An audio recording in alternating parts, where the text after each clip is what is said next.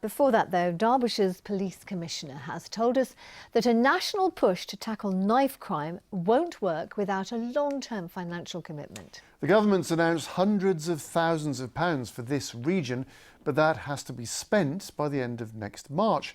Our social affairs correspondent Jeremy Ball is here. So, Jeremy, good evening. Where's this money coming from?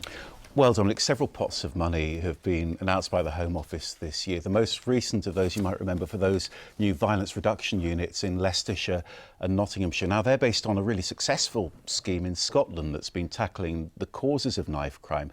The issue, though, here is that took many, many years, and I've been told there are worries here that the funding they've got only lasts until next March. So in Nottingham, they're not recruiting permanent staff, and they can't make long-term plans for projects like this one at the National Justice Museum. Similar concerns too in Derby, where this sculpture made out of knives will soon be part of a different prevention programme, but that funding stops at the end of March as well. And today, Derbyshire's police commissioner told me there simply won't be time for these projects to have an impact. Short-term funding will not make the difference. It will just be being seen to be doing something. And I want to have money which is sustained beyond that period of March next year, not just for policing, but for local authorities and public health, because that's what's needed, partnership working to deliver this. And any reaction to what he's been saying so far? Yeah, first of all, I've spoken to Nottinghamshire's Police and Crime Commissioner, who says he's negotiating with the Home Office to try to make this knife crime funding more permanent.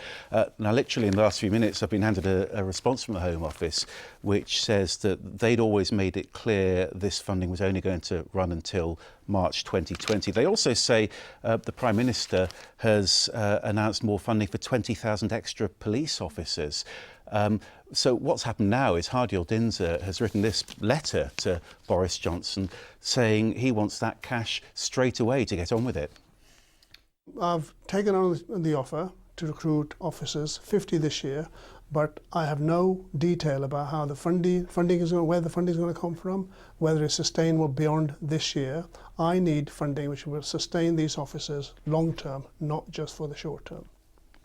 Now, on that, we're likely to hear more next week when the police are expected to get some extra cash in the Chancellor's spending review. I think they'll also be crossing their fingers for an extension of that knife crime funding. One big question, will they agree that it's enough to make a long-term difference? OK, Jeremy, thank you very much indeed.